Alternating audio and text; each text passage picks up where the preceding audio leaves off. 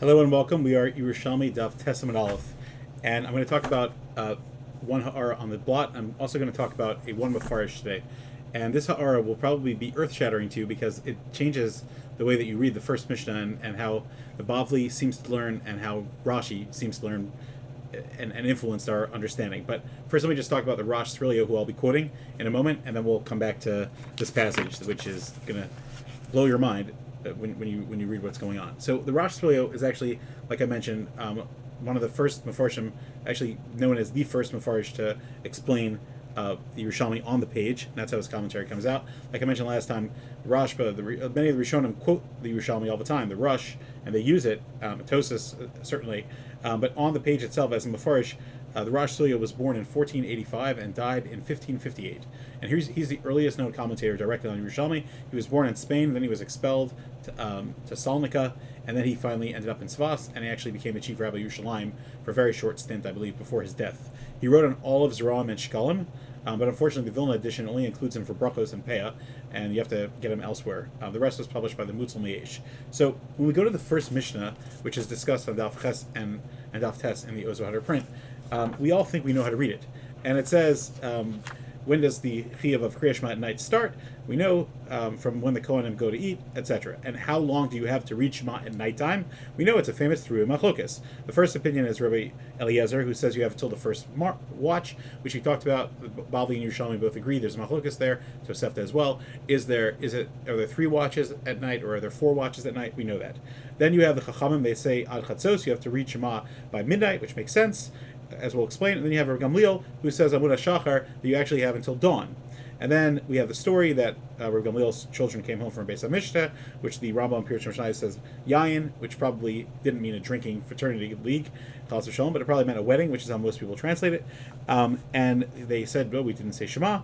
So Rav Gamliel said, don't worry, if it's not Amud HaShachar, then you're chayav to read Shema. There's a Machlokas Gershos. If he said Muter Natem, you're allowed to, or Chayav Natem. Maybe we'll talk about that if we have a moment, but just keep that in mind. Lo Zu B'vad Amru, and then Rav Gamliel seems to continue and say that really the Chachamim say, whenever they say Chatzos, it really means that you have until Amud HaShachar. Okay. So the way Rashi influences us, and probably it's Pashut Pshat in the Bavli, is that Rav Gamliel is clearly teaching us, and when we see the Chachamim say that you have until Chatzos, until midnight, that's in order to keep you away from Avera itself. Really, of course, Shema at the nighttime could be said the entire night. But Chachamim came and they said, yes, technically you have until Amud HaShachar, however, we're making you do it early just to make sure. And that's the Pashut Pshat, the Bavli, and that's how Rashi reads it. That's how many of the Mefarshei Yerushalmi even break it down, including the Rosh Serilio. That's how he says that. He explains it himself that way. The problem becomes that the Yerushalmi on Daf Ches Amud Aleph in the HaShachar print and also on Daf Tes today seem to say clearly not like that. They seem to say that the way that the Chachamim say until Chatzos, they mean Chatzos is the cutoff point, and after that you're not Yotzei. And then Rav Gamliel says that no, I disagree with Chachamim, and you really have longer. And the way they're explaining, when Rav Gamliel says that when the Chachamim said that you have really the whole night, but they want you to do it early so that you don't run into a problem, that's only for Hektar Chalavim Ve'avarim. So there's a lot of problems with this. That's how the Charedim learns it. The Charedim, remember we talked about him, hopefully we'll talk about it more, but he says explicitly that based on the Gemara later on, that the Chachamim actually have that cutoff point.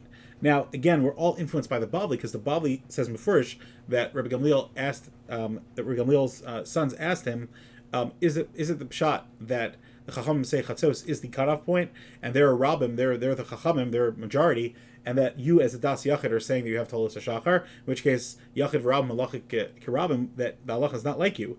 And so in the Bavli he answers back that you're Chayavim, you must I'm sorry, I skipped a step. In the Bavli, it says first, and he answered them, no, even the Chachamim agree with me, but they're trying to pull you away from Avera.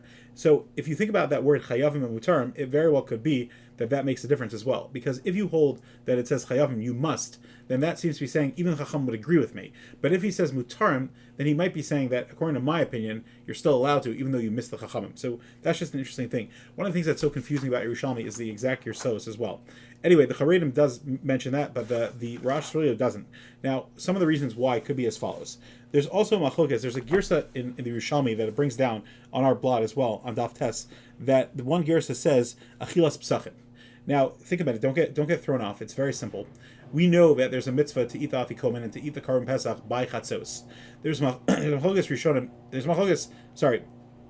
Even in the Gemara, in Bavli Psachim, as to whether Chatzos is a Durabanan or Doraisa. So even that's Machlokes. And the Gemara toys with this idea in the Yerushalmi here, and it says, wait a minute, who is the Mishnah? Because the Mishnah says Achilas Psachim. So is that the Shita that holds that's actually Doraisa, or is that that Chatzos is the cutoff point, or is this the Shita that holds that it's actually just a harchaka as well?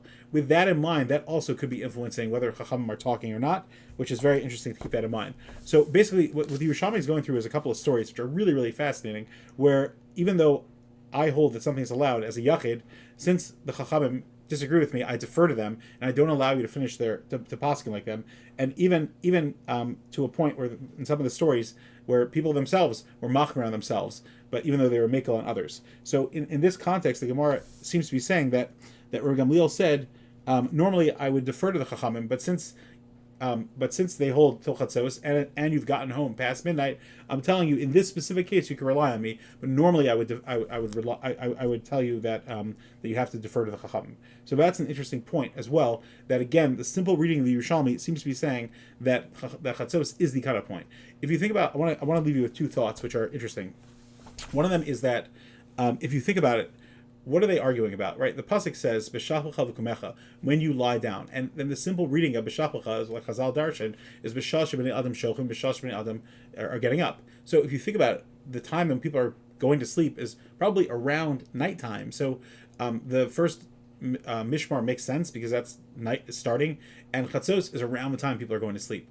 It's a very dochik thing for Rabbi Gamliel to say it's really later. Now, you and I both understand that everyone goes to sleep at different times, but it does seem a little bit dochik to explain that. Although, in general, reading the Gemara like Rashi and the Bavli, reading the Mishnah does flow a lot easier if you read the actual Pashut Pshat words. I'll leave you with one last thought, which is interesting, and that's Ricky Vager. He actually brings down what he calls as a davar nechmad, a cute pshat, so to speak, from his grandfather, which is a fascinating pshat. And he says like this, in the Mishnah itself, according to the Bavli, but this might have something to do with Yerushalmi as well. He says that my grandfather said the following, that what did Rabbi Gamliel's children say to him? They said to him like this: what is the cutoff point? Is it pshat that really the Chachamim are right? Chatzos is the cutoff point, and that Rabbi Lazar is the one who's being marchik adam and avera, and therefore your pshat, and he's telling them to do it as early as possible, as soon as night comes. Therefore, your understanding of the psukim is totally a das yachid, where you're telling us that we have until till dawn, or is it pshat that really you're 100% right, and that really everybody agrees it's really until Amud HaShachar. But the Chachamim made a harchaka that they said, do it before Chatzos, you're going to fall asleep, etc. Something bad could happen, you're going to forget it. And therefore the Chachamim are really pulling it earlier, and certainly the Shita of Rav Eliezer is also that he's pulling it even earlier. Right, Ad Sofa Shmar Rishon Divrei Rav Eliezer, he's pulling it even earlier. That's what they were asking, and so according to the Bavli, he answered them that no, really my time is the cutoff point, and those are just harchakos. Okay, so it could be that in the Yerushalmi version, as part of that, they're saying, wait a minute, like the Chacham are the cutoff point, and Rav Eliezer is saying to do it early. So what is your opinion? Oh, your opinion is a das yachid. That very well could be what's going on here. Although again, the Pashut Pshat reading is like the Bavli, and is like how Rashi is explaining it, and what the Bavli is seeming to say. But from the Yerushalmi, you see there's a different way, and that is what makes it so interesting when we learn and just see different opinions, different ways to read. As I learned through this, I felt like it was very mind-boggling to go through the Mishnah with that perspective. I always thought the Bavli's way was totally understandable, and even the Rash Serilio seems to be coming out that that's the maskana. One interesting thing is that the Tosefta does not even bring down the endpoint of how late to read Kriya Shema, which needs to be explained. Have a great day.